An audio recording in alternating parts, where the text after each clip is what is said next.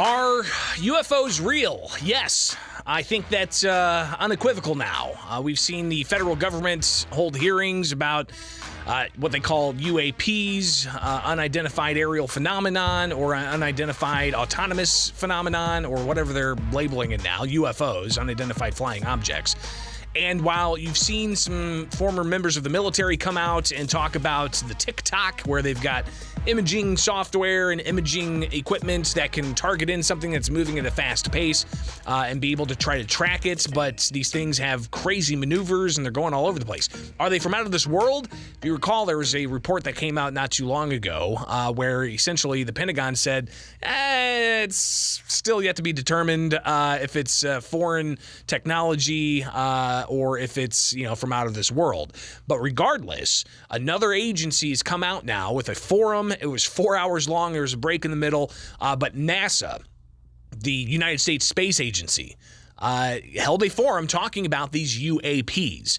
And it's interesting because some of the reporting I've seen now, two different clips from CNN, they're like, they came out and said one instance was 3 planes off in the distance. They didn't know how far away they were, and they were caught by some imaging equipment, and nothing to see here. That just takes a lot more, delving into the data and whatnot. So they kind of downplayed it.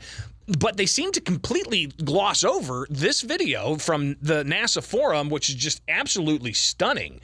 And here's a little bit of how that sounded yesterday during this forum from NASA. This is an example of one that I showed at the hearing recently. This is a spherical orb, metallic, in the Middle East, 2022, by an MQ-9. I will come back to the sensor question that David raised here in a moment. This is a typical example of the thing that we see most of. We see these all over the world, and we see these in making very interesting apparent maneuvers. This one in particular, however, I would point out, demonstrated no enigmatic technical capabilities and was no threat to airborne safety.